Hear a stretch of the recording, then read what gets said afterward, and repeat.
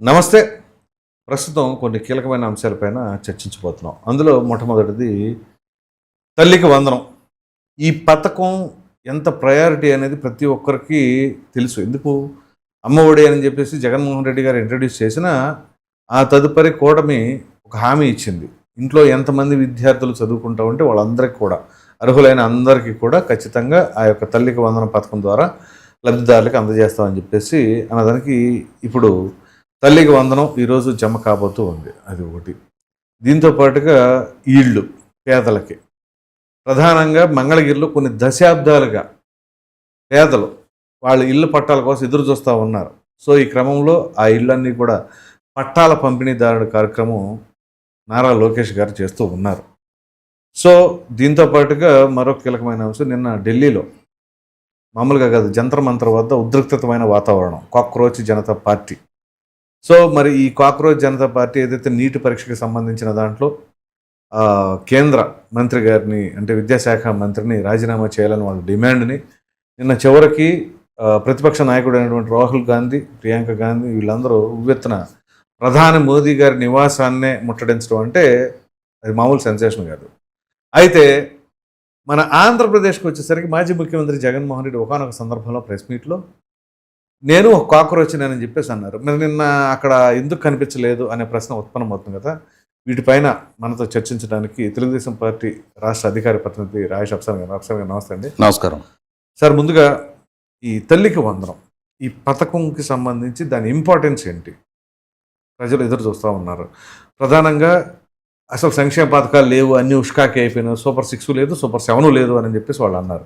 మరి ఈ క్రమంలో ఇవాళ జరుగుతున్న ఈ యొక్క అద్భుతమైన కార్యక్రమానికి మీరేం సమాధానం చెప్తారు? ఇప్పుడు వాస్తవంగా సార్, చదువు కుటుంబానికి భారం కాకూడదు. అవును. అంటే పిల్లల చదువు అనేది గతంలో ఎలా ఉండేదంటే, మేము చిన్నతనంలో మాతో సమవయస్కులైన చాలా పేద కుటుంబాల పిల్లలు మేము స్కూల్కి వెళ్తుండేవాళ్ళం. వాళ్ళు మా దగ్గర జీతాలకు ఉండేవాళ్ళు. రైతులలో గేదెలు గాయటానికి, అవును, గడ్డి పేడకళ్ళు తీయటానికి, అవును, వీటికి మా ఏజ్ పిల్లలే. కానీ వాళ్ళ పేదరికం వాళ్ళని చదువుకునే అవకాశం కలిగించలేకపోయింది. దాంతో చదువుకు దూరం అవుతూ ఉండేవాళ్ళు. రైట్. ఇటువంటి పరిస్థితుల్లో కేంద్ర రాష్ట్ర ప్రభుత్వాలు కుటుంబాలకి పిల్లలను చదివించుకోవడం అనేది భారం కాకూడదనే ఉద్దేశంతో తల్లిదండ్రి పనికి వెళ్తే మధ్యాహ్నం ఆ పిల్లలు అంటే వాళ్ళు స్కూల్కి వాళ్ళతో పాటు పనికి వస్తే ఒకేసారి వాళ్ళతో పాటు టిఫిన్ క్యారియర్ పట్టుకెళ్తారు. పనికి రాలేదు, ఇంటి దగ్గర పిల్లలు ఉంటారు, స్కూల్కి వెళ్ళి మధ్యాహ్నం వస్తారు, వీళ్ళిద్దరు పనిలో ఉంటారు, వీళ్ళకి అన్నం పెట్టేది ఎవరు? ఆ ఉద్దేశంతో మధ్యాహ్న భోజన పథకాన్ని ప్రవేశపెట్టారు. అంటే క్రమక్రమంగా లిటరసీ పెంచాలి అని చెప్పని రైట్ ఒక్కొక్క ఫెసిలిటేషన్ చేసుకుంటూ వచ్చారు. తర్వాత వచ్చిన ప్రభుత్వాలు వాళ్ళకి బుక్స్ ఇవ్వటం మొదలుపెట్టారు. దూరం నుంచి స్కూళ్ళకి రావడం కోసం సైకిళ్ళు ఇవ్వటం మొదలుపెట్టారు. అవును. యూనిఫామ్స్ ఇవ్వటం మొదలుపెట్టారు. వాళ్ళకి స్కాలర్షిప్లు ఇవ్వటం మొదలుపెట్టారు. దీనిలో భాగంగానే జగన్మోహన్ రెడ్డి గారి పాలనా హయాంలో అమ్మ ఒడి అని చెప్పని ఒక పథకాన్ని ఆయన ఇంప్లిమెంట్ చేశారు. అవును. అయితే 2019 ఎన్నికలకు ముందు ఆయన ఆ పథకం గురించి చేసిన ప్రచార సందర్భంగా ఇంట్లో ఎంతమంది పిల్లలు ఉంటే అంతమందికి ఒక్కొక్కరికి 15,000 రూపాయలు ఇస్తాము అని చెప్పడం జరిగింది. అవును. అలాగే జగన్మోహన్ రెడ్డి గారు సతీమణి భారతి గారు కూడా పులివెందుల్లో చేసిన ప్రచార సందర్భంగా మీ ఇంట్లో 2 పిల్లలుంటే 30,000 వస్తాయి, 3 ఉంటే 45,000 వస్తాయి అని చెప్పని ఆమె ప్రజలతో ఇంటరాక్ట్ అవుతూ చేసిన ప్రసంగం ఇప్పటికీ వీడియోల రూపంలో తిరుగుతూనే ఉంది. కానీ ఒకసారి ముఖ్యమంత్రిగా బాధ్యతలు చేపట్టిన తర్వాత జగన్మోహన్ రెడ్డి గారు ఎంతమంది పిల్లలు ఉన్నా తల్లికి 15,000 మాత్రమే ఇవ్వటం అనే దాన్ని ఇంప్లిమెంట్ చేస్తూ వచ్చారు. రైట్. సరే, ఆయన టెన్యూర్లో అదే కొనసాగింది. కానీ మేము 2024 ఎన్నికలకు ముందు మా మేనిఫెస్టోలో ఎంతమంది పిల్లలు ఉంటే అంతమందికి 15,000 చొప్పున ఇస్తామని చెప్పని వాగ్దానం చేశాం. అలా చేసిన వాగ్దానాన్ని నిలుపుకుంటూ గత సంవత్సరం కూడా సుమారుగా 64,40,00,000 మందికి గత సంవత్సరం కూడా మేము తల్లికి వందనం పేరిట 15,000 రూపాయల్లో 2,000 రూపాయలు స్కూల్ డెవలప్మెంట్ ఫండ్ రూపంలో మినహాయించి 13,000 రూపాయలు. 2 పిల్లలుంటే 26,000, 3 ఉంటే 39,000, 4 ఉంటే 52,000. రైట్. 6 పిల్లలున్న తల్లిలు కూడా ఉన్నారు కొందరు. అవునా? సో వాళ్ళకి 78,000 కూడా దక్కాయి. ఓకే. సో ఎంతమంది పిల్లలున్నా ఆ పిల్లల చదువు అనేది ఆ కుటుంబానికి భారం కాకూడదు. రైట్. ఆర్థిక భారం కారణంగా స్కూల్ డ్రాప్అవుట్స్ పెరగకూడదు. ఉమ్. వాళ్ళ చదువు వల్ల మెరుగైన భవిష్యత్తు దక్కించుకోవడానికి ఆస్కారం ఉంటుంది. ఉమ్. మెరుగైన సమాజ నిర్మాణానికి ఆస్కారం ఉంటుంది. మెరుగైన జీవన ప్రమాణాలతో వాళ్ళు బతకడానికి ఆస్కారం ఉంటుంది. మెరుగైన సంపద సృష్టి జరగడానికి ఆస్కారం ఉంటుంది. ఎండ్ ఆఫ్ ది డే ఈ ఆరోగ్యకర సైకిల్ పరిణామ క్రమంలో ప్రభుత్వాలకి కూడా ట్యాక్స్ రెవెన్యూస్ పెరుగుతాయి. అవును, ఆబ్వియస్గా పెరుగుతాయిగా. సో వీటికి అన్నిటికీ మూలం చదువు. రైట్. దాన్ని దృష్టిలో పెట్టుకొని చదువుని ప్రోత్సహించాలి అనే ఉద్దేశంతో నేటి బాలలే రేపటి పౌరులుగా తీర్చిదిద్దబడాలి. కాబట్టి ఆ కుటుంబాలకి భారం కాకుండా ఉండటం కోసం ఇదే క్రమంలో కొందరు ప్రైవేట్ స్కూల్స్లో చదివించుకునే వాళ్ళు ఉన్నారు. దీంతో ఓవరాల్గా 67 లక్షల మందికి 64,47,000 మందికి ఈ తల్లికి వందనాన్ని అప్లై చేస్తున్నాం. ఓకే. ఈరోజు జూలై 22వ తారీఖు రోజు మొదలుపెట్టి రాబోయే 3 రోజులు 22, 23, 24 రోజుల్లో దాదాపుగా ఈ 64 లక్షల మంది పిల్లల తల్లుల అకౌంట్లకి సుమారుగా 42 లక్షల మంది తల్లుల అకౌంట్లకి ఈ డబ్బులు డిపాజిట్ చేయబోతా ఉన్నాం.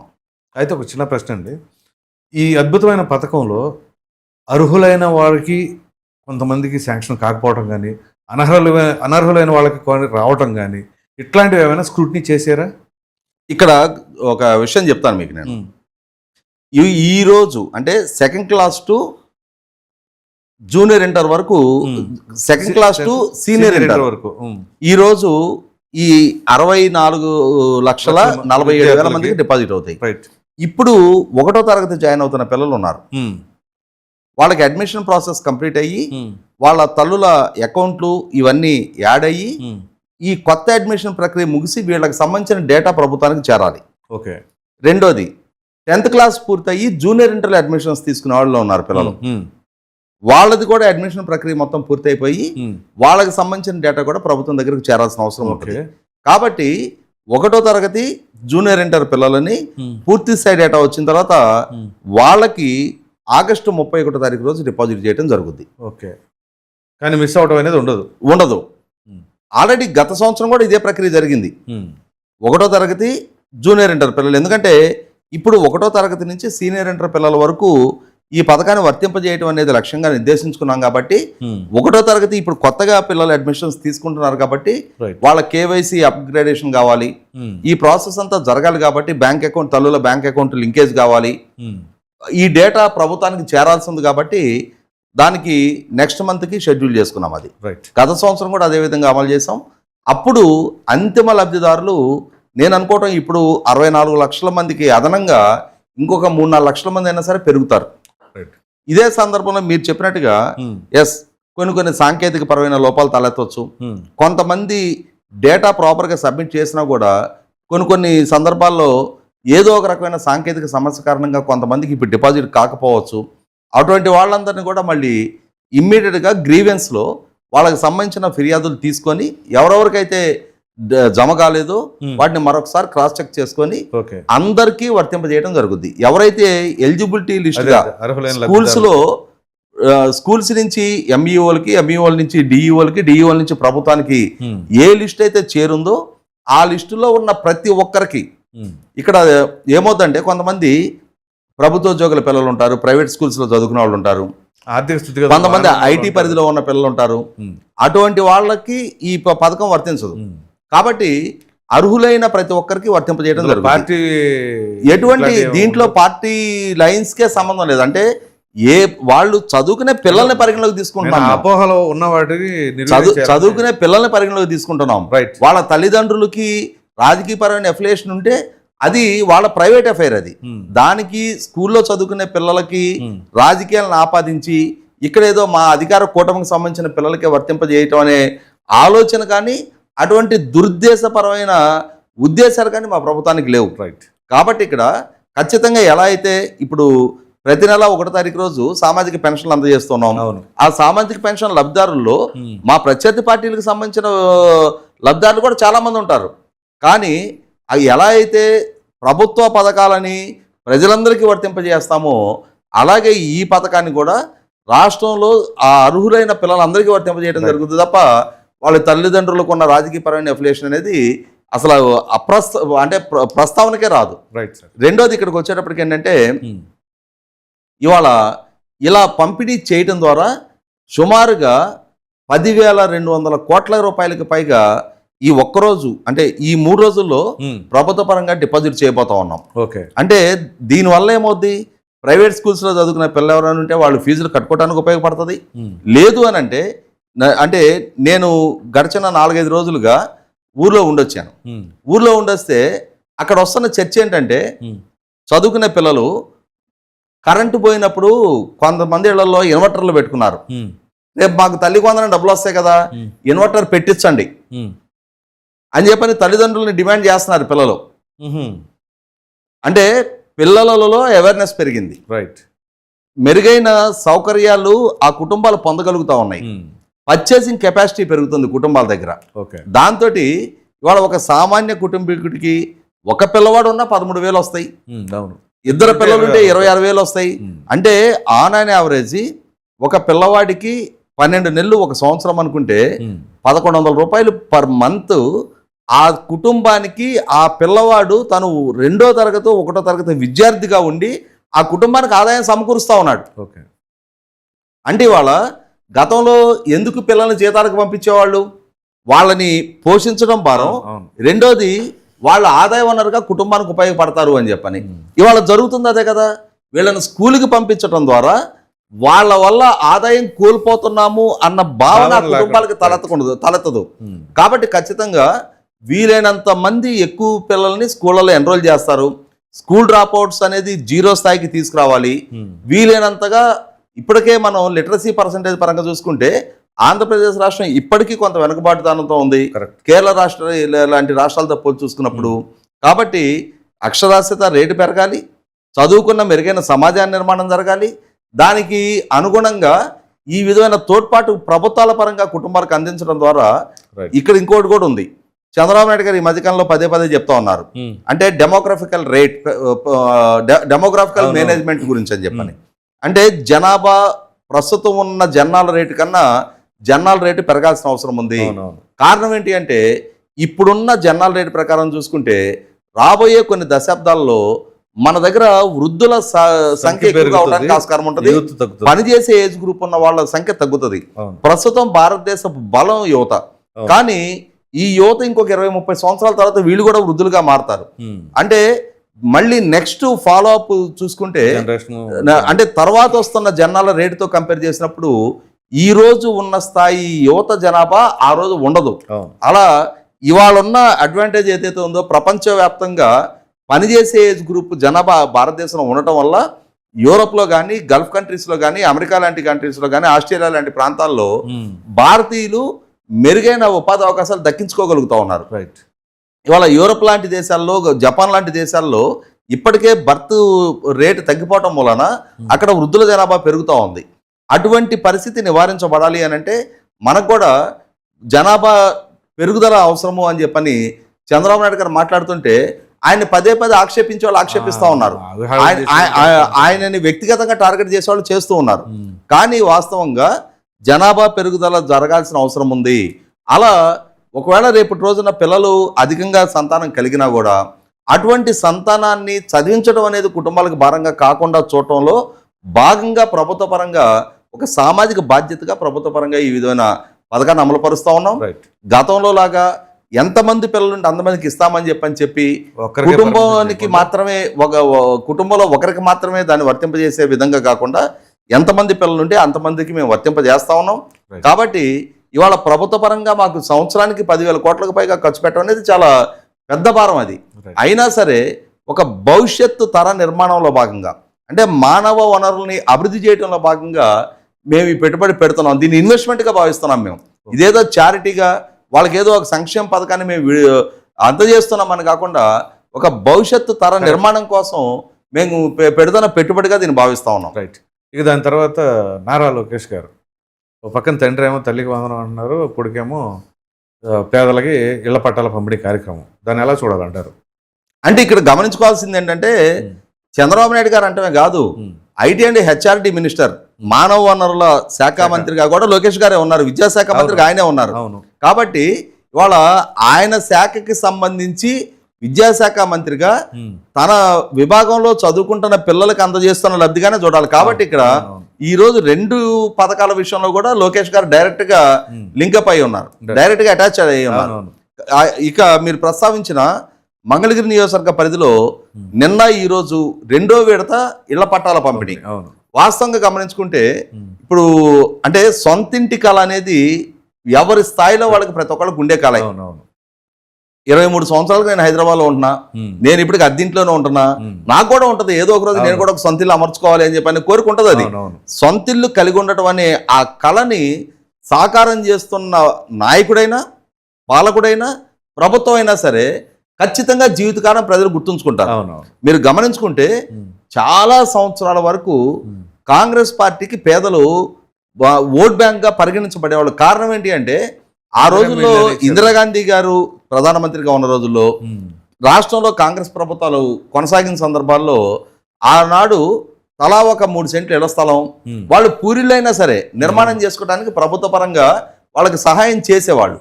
దాంతో పేదల పక్షపాతిగా ఇందిరాగాంధీ గారిని ప్రజలు పరిగణించేవారు. కానీ ఎప్పుడైతే ఎన్టీ రామారావు గారు ముఖ్యమంత్రిగా పదవి బాధ్యతలు చేపట్టారో వారి హయాంలో అదే పూరిల స్థానంలో పక్కా ఇళ్లు నిర్మాణం చేయడం మొదలుపెట్టారు. దాంతో అదే ఓట్ బ్యాంకు ఎన్టీ రామారావు గారి వైపు షిఫ్ట్ అయిపోయింది. అంటే పేదలని వాళ్ళ అవసరంలో అండగా నిలబడే ఏ ప్రభుత్వాన్నైనా ఏ పాలకునైనా ఏ నాయకునైనా సరే వాళ్ళు ఓన్ చేసుకుంటారు, జీవితకాలం వాళ్ళు లాయల్గా ఉంటారు. ఇది గ్రామీణ ప్రాంతం నుంచి వచ్చిన మీకు నాకు చాలా స్పష్టంగా తెలుసు. కాబట్టి వాళ్ళ మంగళగిరి లాంటి పట్టణం, అభివృద్ధి చెందుతున్న పట్టణం, రాజధానిలో అంతర్భాగంగా ఉన్న పట్టణం, విజయవాడ గుంటూరుల మధ్య ఒక రకంగా మాట్లాడుకుంటే విజయవాడకి కోతవేటు దూరంలో ఉన్న మంగళగిరి తాడేపల్లి ప్రాంతాల్లో ఇవాళ అక్కడ పెరుగుతున్న ఉపాధి అవకాశాల రీత్యా రాష్ట్రంలో వివిధ ప్రాంతాల నుంచి వచ్చి వివిధ రాష్ట్రాల నుంచి వచ్చి అక్కడ భవన నిర్మాణ కార్మికుల నుంచి మొదలుపెట్టి వివిధ రంగాల్లో పనిచేస్తున్న పేదలు కొన్ని వేల మంది అక్కడ స్థిరపడతా ఉన్నారు. అలా స్థిరపడే వాళ్ళకి ప్రతి ఒక్కళ్ళకి అక్కడ సొంతంగా స్థలం కొనుక్కొని ఇల్లు నిర్మాణం చేసుకోవడం సాధ్యమయ్యే పని కాదు. అదే సందర్భంలో అక్కడ ప్రతి ఒక్కళ్ళు అద్దెళ్లలో ఉండి ఆ అద్దె కట్టుకొని బతకడం అన్నా కూడా సాధ్యమయ్యే పని కాదు. దాంతో ఏం చేస్తారంటే సహజంగానే ఆ కొండవాళ్ళ ప్రాంతాల్లోనో ఇరిగేషన్ పోరంబోకుల్లోనో ఎక్కడో దగ్గర ఏదో ఒక ఇల్లు ముందు ఒక పూరు గుడిసిగా వేసుకుంటారు, తర్వాత కొన్నాళ్ళకి ఒక రేకుల షెడ్గా మార్చుకుంటారు. ఇంకా అవకాశం ఉండి వాళ్ళ దగ్గర స్తోమత సమకూరితే ఒక చిన్న డాబా రూపంలో దాన్ని కన్వర్ట్ చేసుకుంటారు. ఇలా నిర్మాణం చేసుకొని అవి కాలనీలుగా విస్తరింపబడి ప్రభుత్వ పరంగా వాటికి ఎలక్ట్రిసిటీ కనెక్షన్ ఇచ్చి, వాటర్ కనెక్షన్ ఇచ్చి, రోడ్డు ఫార్మేషన్ చేసి, డ్రైనేజ్ కనెక్టివిటీ అన్ని ఇచ్చి, ఇంటి నెంబర్లు ఇచ్చి ఆ ఇళ్ళకి పన్నులు వసూలు చేస్తున్నా కూడా వాళ్ళ పేరిట ఇళ్ల పట్టాలు ఉండవు, వాళ్ళ సొంత భూమి కాదు అది. ఇటువంటి సందర్భంలో అలా స్థిర నివాసం ఏర్పరచుకొని దశాబ్దాల తరబడి ఎవరైతే ఎక్కడైతే నివసిస్తా ఉన్నారో వాళ్ళకి ప్రభుత్వ పరంగా ఆ ఇంటికి ఒక అధికారికపు పట్టా కనుక వాళ్ళకి మంజూరు చేసిన పక్షంలో మాకు కూడా ఒక సొంత ఇల్లు ఉంది, అప్పటి వరకు సొంత ఇల్లు ఉన్నా వాళ్ళు నిర్మాణం చేసుకుని అది స్థలం వాళ్ళది కాదు. దాంతో ఏంటంటే ఒక రకమైన ఇన్సెక్యూరిటీ వాళ్ళలో ఉండేది. ఎప్పుడు ఏ ప్రభుత్వం ఏ నిర్ణయం తీసుకొని ఈ భూమి ఎవరికి కేటాయింపు చేసి ఎవరు వచ్చి కూల్చేస్తారని ఒక భయం ఉండేది. అదే సందర్భంలో ఒక సొంత ఇల్లు కలిగి ఉన్నా కూడా వాళ్ళు ఏదో నాకు అవసరం రీత్యా ఏ బ్యాంకులోనో మార్టిగేజ్ చేయాలి అని చెప్పని ఆలోచన చేసినా కూడా వాటి మీద లోన్స్ రావడానికి ఆస్కారం ఉండదు. అదే సందర్భంలో ఒకవేళ అక్కడ ఏదైనా ఇల్లు కట్టుకోవాలి అని చెప్పని హౌసింగ్ లోన్ కోసం ప్రయత్నం చేసినా కూడా బ్యాంకులు కూడా వాళ్ళకి లోన్ ఇవ్వడానికి పరిగణలోకి తీసుకోవు.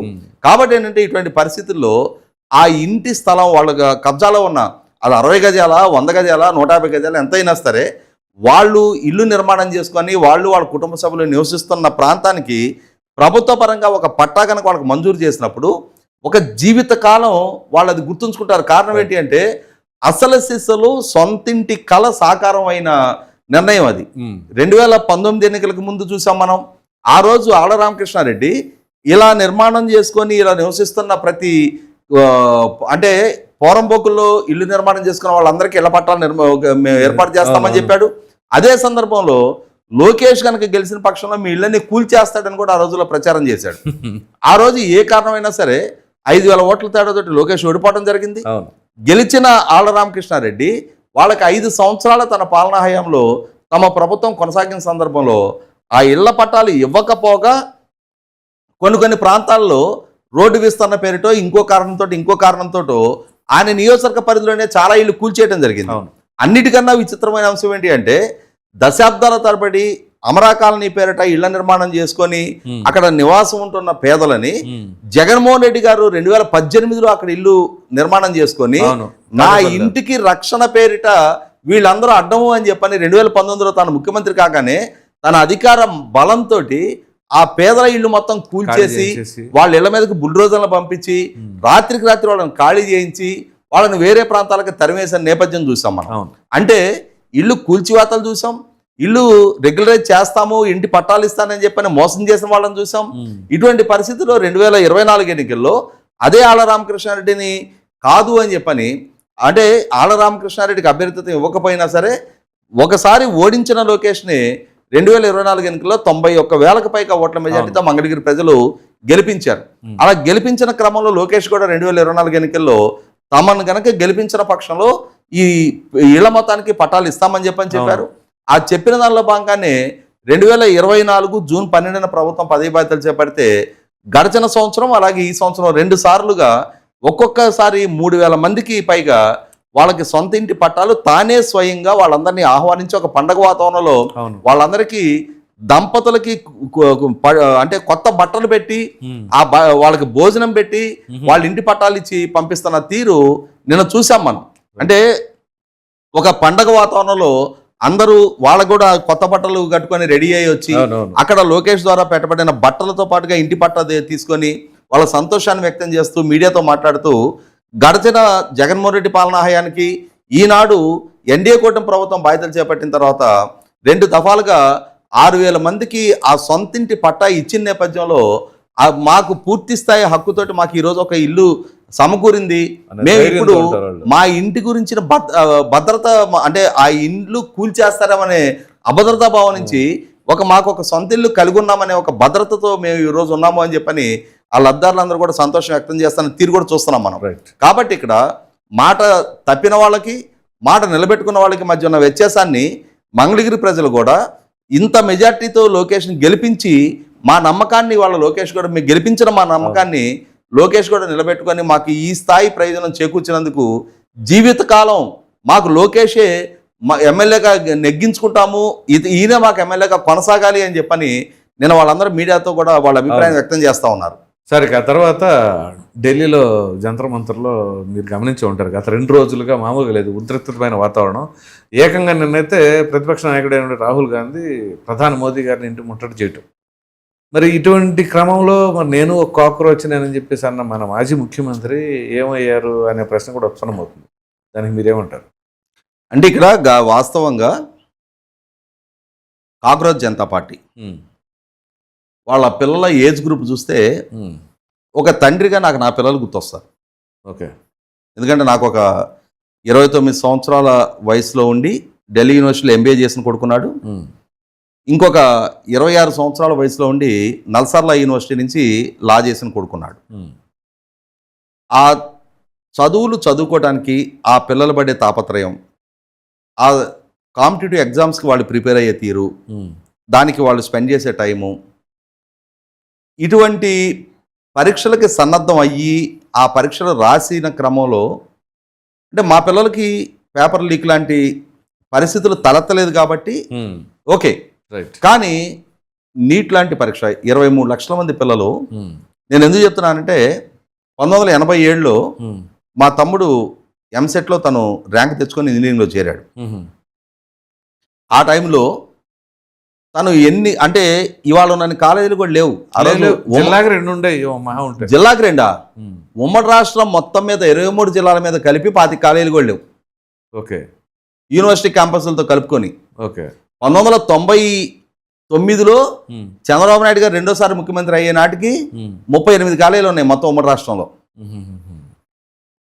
అటువంటి పరిస్థితుల్లో మరి నిద్రాహారాలు మాని ఎన్ని గంటలు వాళ్ళు ఆ పోటీ పరీక్షలకి సన్నద్ధం అవుతారు అనేది ప్రత్యక్షంగా బయట వ్యక్తులు కాదు, మా కుటుంబంలో నేను చూస్తున్నా. మా తమ్ముడిని చూసా, నా కొడుకును చూసా. నా పెద్ద కొడుకు క్యాట్ రాశాడు, నా చిన్న కొడుకు క్లాట్ రాశాడు, కామన్ అడ్మిషన్ టెస్ట్ అని చెప్పని. సో ఆ పిల్లల మనోభావాలు నేను 100% అర్థం చేసుకుంటా. నీట్ లాంటి 23 లక్షల మంది పిల్లలు అపీర్ అయిన ఎగ్జామ్ పేపర్ లీక్ అయ్యి మళ్ళీ తిరిగి ఎగ్జామ్కి అపీర్ అవ్వాలి అనేది 23 లక్షల కుటుంబాల్లో ఎంత వేదన రగిలిస్తుంది అనేది 100% అర్థం చేసుకుంటా. ఆ పిల్లల ఎమోషన్ కూడా నేను తప్పుపట్టాను అక్కడ. అయితే ఇక్కడ దీన్ని ఎవరికి తోచిన విధంగా వాళ్ళు రాజకీయంగా మలుచుకునే ప్రయత్నం చేస్తున్నారు. పిల్లలు central education minister, HRD minister గారిని రాజీనామా చేయమంటాన్ని తప్పట్టడం, వాళ్ళు చేస్తున్న డిమాండ్ని కేంద్ర ప్రభుత్వం పరిగణలోకి తీసుకుంటుందా లేదా అవన్నీ తర్వాత చర్చలో వెలుగులోకి వస్తాయి.